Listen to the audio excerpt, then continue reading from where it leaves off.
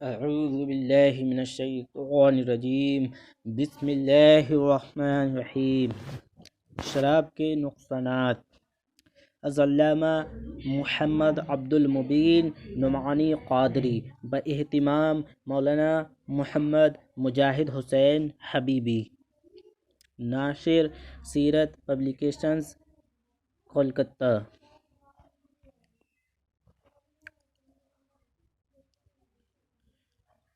بسم اللہ الرحمن الرحیم۔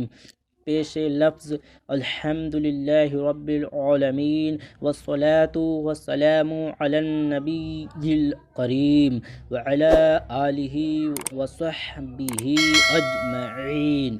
عصر حاضر میں مسلم معاشرہ جن بڑی بڑی برائیوں کی آماج گاہ بن چکا ہے، ان میں شراب جیسی ام الخبائث بیماری کو بڑی ترقی حاصل ہے۔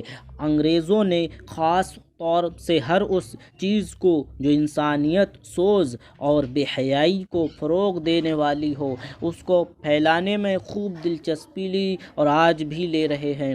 شراب جس کی برائی اور نقصانات کے اعتراف اہل یورپ کو بھی ہے، لیکن وہ اس خرابی کو ہزار کوشش کے بعد بھی دور نہ کر سکے۔ اس لیے اب صرف یہی نہیں کہ اس کو کھلی چھوٹ دے دی ہے، بلکہ اس کے فروغ میں بھرپور توجہ دی جا رہی ہے۔ ہمارے ملک میں بھی اس کے اثرات بد پہنچ چکے ہیں۔ چھوٹی چھوٹی بستیوں میں نوعمر نوجوان لڑکے کھلے بند طریقے سے شراب نوشی کے عادی بن چکے ہیں۔ ان حالات میں نے مناسب سمجھا کہ اسلامی تعلیمات کی روشنی میں شراب کے نقصانات اور اس کے شرعی احکام سے قوم کو باخبر کر دیا جائے۔ مسلمانوں سے گزارش ہے کہ اس کو بغور اور بہوش و گوش پڑھیں، سنیں اور عمل کرنے کی اور کرانے کی پوری کوشش کریں۔ ائمہ مساجد سے گزارش ہے کہ کسی جمعہ کے دن قبل نماز یا بعد اس کو پڑھ کر مصلیوں کو سنائیں یا اس کے مضامین بیان کریں۔ ہو سکتا ہے جمعہ کے دن آنے والا کوئی غافل اور شامت کا مارا مسلمان جو اس بری لت میں پھنسا ہوا ہو، اس کو سننے کے بعد اسے توبہ کی توفیق مل جائے۔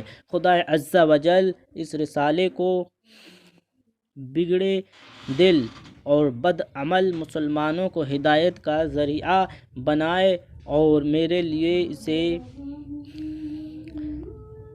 سبب نجات و رحمت کر دے، آمین۔ محمد عبد المبین نعمانی قادری، خادم اہتمام دارالعلوم قادریہ، چڑیا کوٹ، مئو، یو پی۔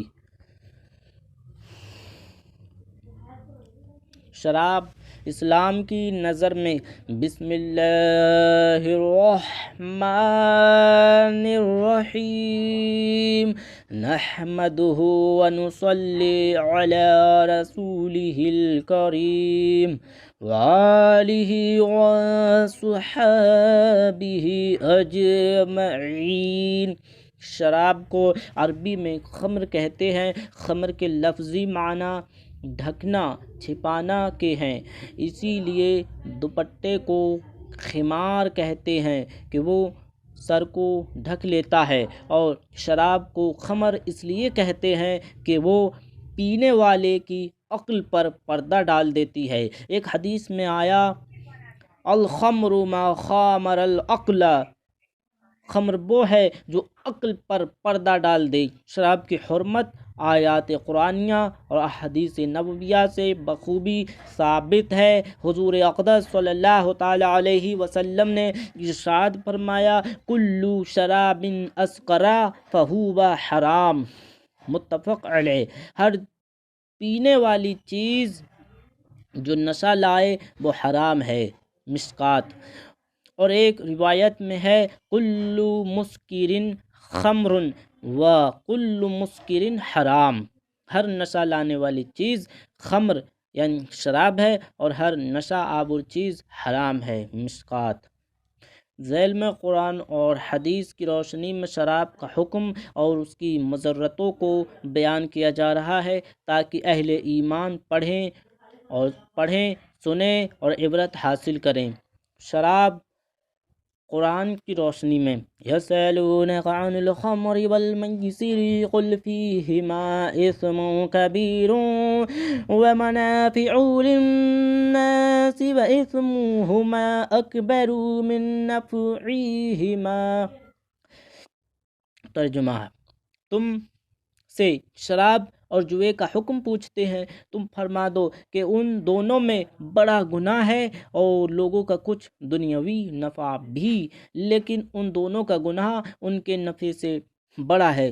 شراب کی حرمت کا حکم نازل ہونے سے پہلے بھی واعظ سلیم الطب لوگ اس سے بچتے تھے، جیسا کہ حضرت صدیق اکبر، حضرت عثمان غنی اور حضرت جعفر طیار رضی اللہ تعالیٰ عنہم کے بارے میں مروی ہے۔ ایک مرتبہ حضرت فاروق اعظم اور حضرت معاذ بن جبل نے عرض کیا، یا رسول اللہ، ہمیں شراب کے متعلق حکم دیجیے، کیونکہ یہ عقل زائل کرنے والی اور مال کو برباد کرنے والی ہے۔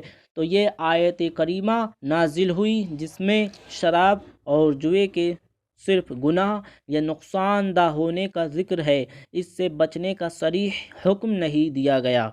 اس پر بعض حضرات نے یہ سوچ کر کہ جب شراب اسم یعنی گناہ ہے تو اسے ترک کر دیا، لیکن بعض لوگ جو اس کے بڑے پکے عادی تھے استعمال کرتے رہے، یہاں تک کہ اسی حالت میں نماز بھی پڑھ لیتے، کیونکہ شراب پی کر نماز پڑھنے نہ پڑھنے کا کوئی صریح حکم اب تک نازل نہیں ہوا تھا۔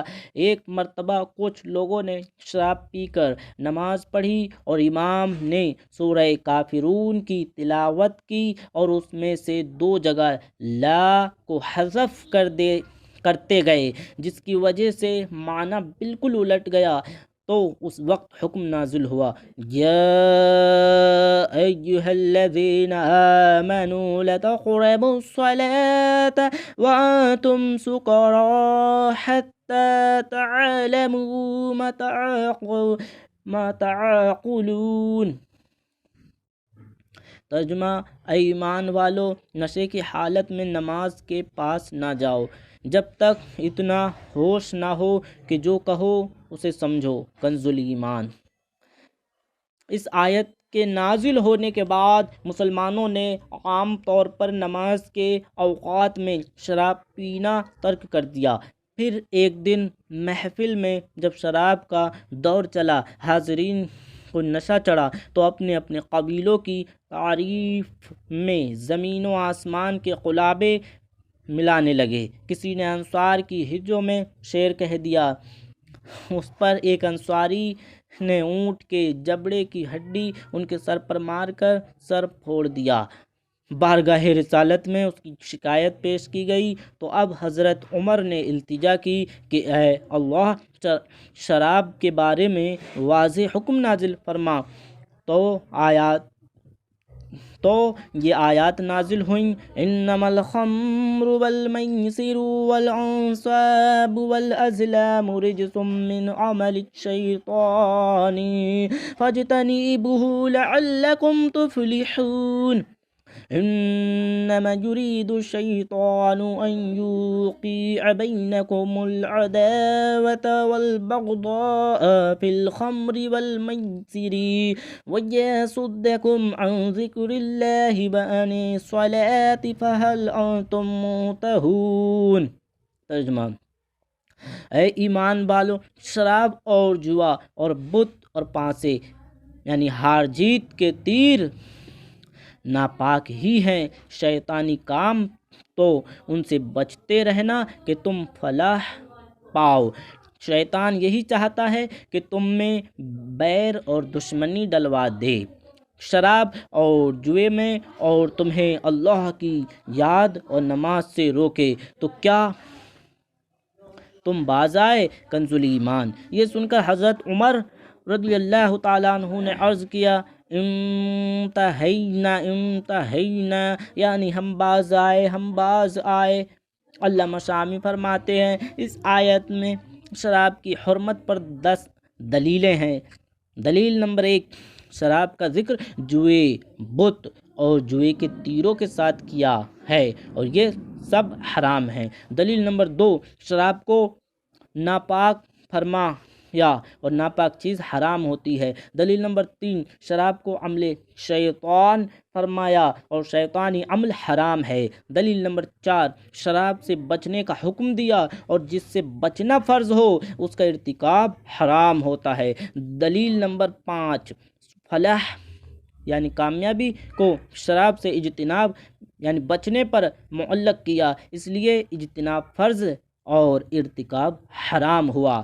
دلیل نمبر 6، شراب کے سبب سے شیطان آپس میں عداوت ڈالتا ہے اور عداوت حرام ہے اور جو حرام کا سبب ہو وہ بھی حرام ہے۔ دلیل نمبر 7، شراب کے سبب سے شیطان بغض ڈالتا ہے اور بغض حرام ہے۔ دلیل نمبر 8، شراب کے سبب شیطان اللہ کے ذکر سے روکتا ہے اور اللہ کے ذکر سے روکنا حرام ہے۔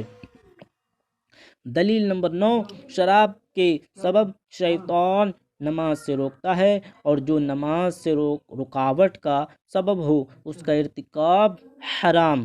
دلیل نمبر 10، اللہ تعالیٰ نے صیغہ استفہام کے ساتھ نہیں بلیغ کرتے ہوئے فرمایا فَهَلْ أَنْتُمْ مُنْتَهُونَ، تو کیا تم باز آنے والے ہو؟ اور نہیں بلیغ سے بھی حرمت کا پتہ چلتا ہے۔ اس آیت میں شراب اور جوئے کے برے نتائج اور وبال بیان فرما کر شراب اور جوئے سے بچنے کا صاف اور صریح حکم ارشاد فرمایا گیا ہے۔ عرب میں شراب کا چونکہ عام رواج تھا، گنتی کے چند آدمیوں کے علاوہ سبھی اس کے مت والے تھے۔ شراب جو ان گنت جسمانی اور روحانی بیماریوں کا سبب، اخلاقی اور معاشی خرابیوں کی جڑ اور فتنہ و فساد کی علت ہے، اسلام کے پاکیزہ نظام میں حیات میں اس کی کیوں کر گنجائش ہو سکتی تھی، لہٰذا اللہ تعالیٰ نے اسے قطعی حرام قرار دیا، لیکن حرمت کا حکم آہستہ آہستہ اور تدریجاً نازل ہوا تاکہ لوگوں کو اس پر عمل کرنا آسان ہو۔ چنانچہ سورہ بقرہ میں اتنے پر اکتفا کیا گیا کہ فیہما اسم کبیر و منافع للناس و اسمہما اکبر من نفعہما، شراب اور جوئے میں بڑا گناہ ہے اور لوگوں کو کچھ دنیاوی نفع بھی اور ان کا گناہ نفع سے بہت بڑھ کر ہے۔ اس کے کچھ عرصہ بعد یہ آیت نازل ہوئی وَلَا تَقْرَبُوا الصَّلَاةَ وَأَنْتُمْ سُقَارَىٰ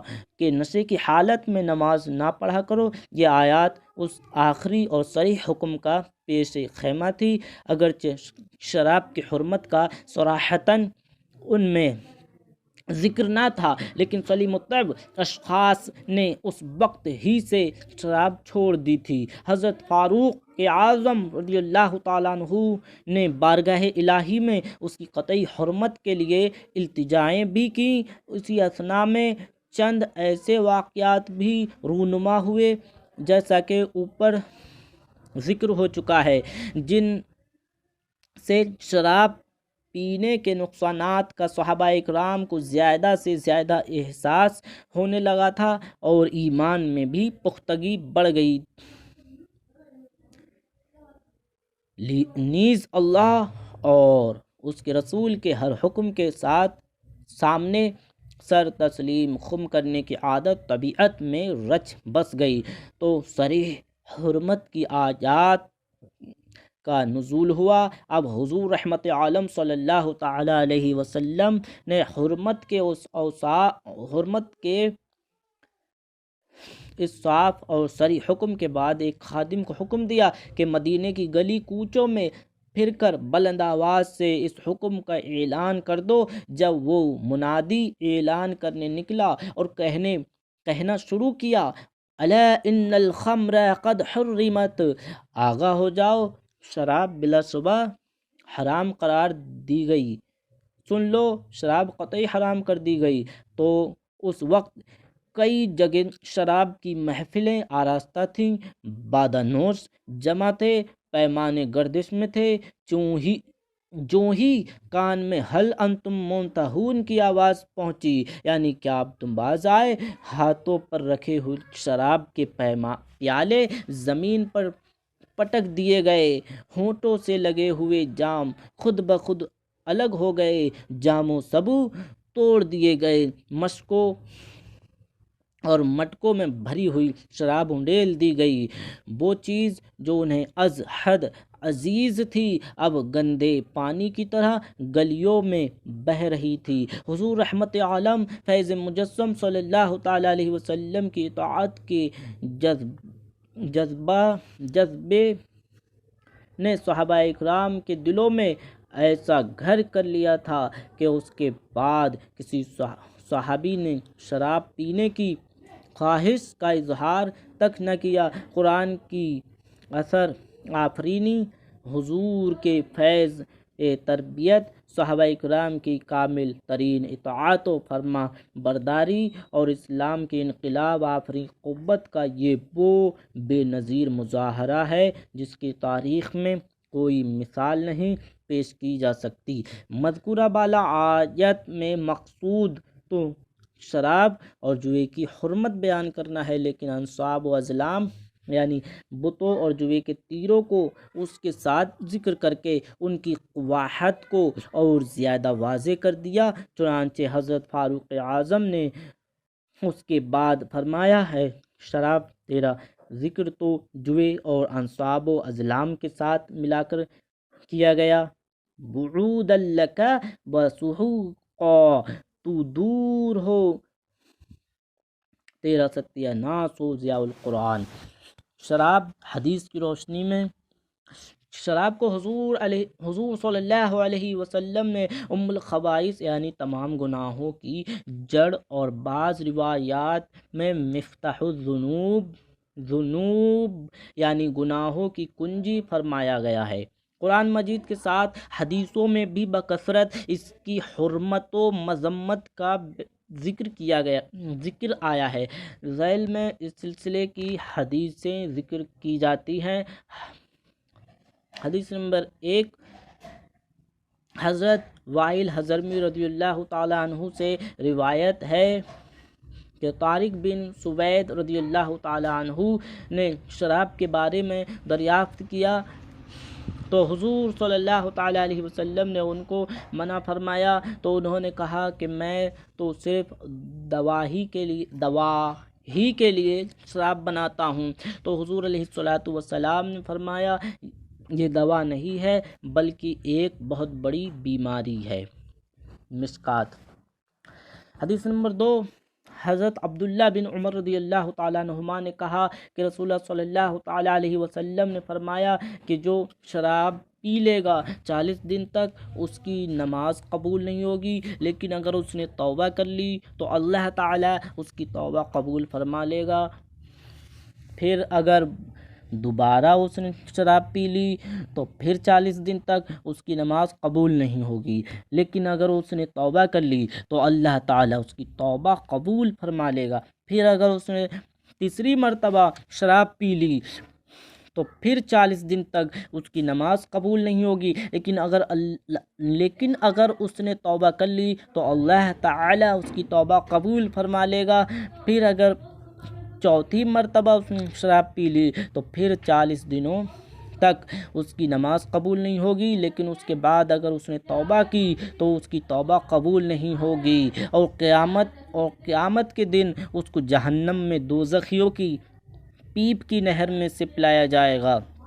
مشکات شریف۔ حدیث نمبر 3، حضرت جابر رضی اللہ تعالیٰ عنہ سے روایت ہے کہ حضور علیہ الصلوۃ والسلام نے فرمایا کہ جو چیز زیادہ مقدار میں نشہ لائے تو اس کی تھوڑی سی مقدار بھی حرام ہے، ما اسکرا کثیرہ فقلیلہ حرام۔ مشکات شریف۔ حدیث نمبر 4، حضرت ابو سعید خدری رضی اللہ تعالیٰ عنہ سے روایت ہے کہ ہمارے یہاں ایک یتیم لڑکے کی شراب رکھی ہوئی تھی، تو جب سورہ مائدہ نازل ہوئی اور شراب حرام ہو گئی تو میں نے رسول اللہ صلی اللہ علیہ وسلم سے اس کے بارے میں پوچھا اور یہ بھی کہا کہ وہ شراب ایک یتیم کی ہے، تو آپ نے فرمایا کہ اس کو بہا دو۔ مشکات شریف۔ حدیث نمبر 5، حضرت انس رضی اللہ تعالیٰ عنہ حضرت ابو طلحہ رضی اللہ تعالیٰ عنہ سے ناقل ہیں کہ انہوں نے کہا کہ اے اللہ کے نبی، میں نے چند یتیموں کے لیے شراب خریدی ہے جو میری پرورش میں ہیں، تو آپ نے فرمایا کہ شراب کو بہا دو اور مٹکوں کو توڑ ڈالو۔ مشکات شریف۔ حدیث نمبر 6، حضرت دیلم حمیری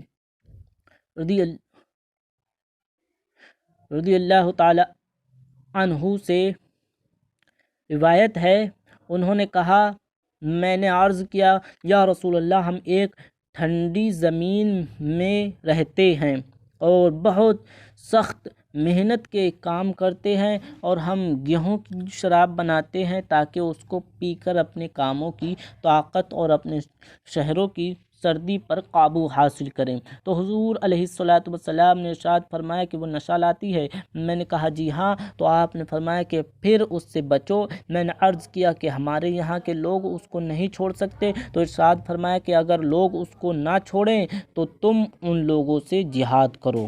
مشکات شریف۔ یعنی بشدت انہیں روکو، اور اگر حکم سے سرتابی کریں، اس کو حلال سمجھیں، تو پھر ان سے جنگ کرو۔ حدیث نمبر 7، حضرت عبداللہ بن عمر رضی اللہ تعالیٰ عنہما سے روایت ہے کہ حضور نبی صلی اللہ تعالیٰ علیہ وسلم نے شراب اور جوا اور شطرنج اور باجرہ کی شراب سے منع فرمایا، اور یہ فرمایا کہ ہر نشہ لانے والی چیز حرام ہے۔ مشکات شریف۔ حدیث نمبر 8، حضرت ابو موسیٰ اشعری رضی اللہ تعالیٰ عنہ سے روایت ہے کہ 3 آدمی جنت میں نہیں داخل ہوں گے: دائمی طور پر شراب پینے والا، یعنی دائمی یعنی ہمیشہ، رشتہ داروں کو کاٹنے والا، تیسرا جادو کی تصدیق کرنے والا، اور بعض روایت میں ہے وہ جنت کی خوشبو نہ پائیں گے۔ حدیث نمبر 9، حضرت ابن عباس رضی اللہ تعالیٰ عنہما سے روایت ہے کہ دائمی طور پر شراب پینے والا اگر اسی حالت میں مر گیا تو وہ دربار خداوندی میں قیامت کے دن اس طرح آئے گا جیسے ایک بت پرست۔ حدیث نمبر 10، حضرت ابو موسیٰ رضی اللہ تعالیٰ عنہ فرمایا کرتے تھے کہ میں اس میں کوئی فرق نہیں سمجھتا کہ شراب پی لوں یا اس ستون کی عبادت کر لوں، یعنی یہ دونوں حرام اور گناہ کے کام ہیں، ان دونوں سے یکساں طور پر بچنا چاہیے۔ حدیث نمبر 11، حضرت انس رضی اللہ تعالیٰ عنہ سے روایت ہے، انہوں نے کہا کہ رسول اللہ صلی اللہ تعالیٰ علیہ وسلم نے فرمایا اللہ تعالیٰ نے شراب کے بارے میں 10 آدمیوں پر لعنت فرمائی ہے: شراب نچوڑنے والے پر، نمبر 2 شراب نچوڑوانے والے پر، شراب نمبر 3 شراب پینے والے پر، نمبر 4 شراب اٹھانے والے پر، نمبر 5 اس پر جس کی طرف شراب اٹھا کر لے جائی گئی، نمبر 6 شراب پلانے والے پر، نمبر 7 شراب بیچنے والے پر، نمبر 8 شراب کی قیمت کھانے والے پر، نمبر 9 شراب خریدنے والے پر، نمبر 10 اس پر جس کے لیے شراب خریدی گئی ہو۔ حدیث نمبر 12، حضرت انس کہتے ہیں جب شراب حرام قرار دی گئی تو ہم لوگ انگور کی شراب بہت کم پاتے تھے، ہم لوگوں کی عام شرابیں گدری اور پکی کھجوروں کی تھیں۔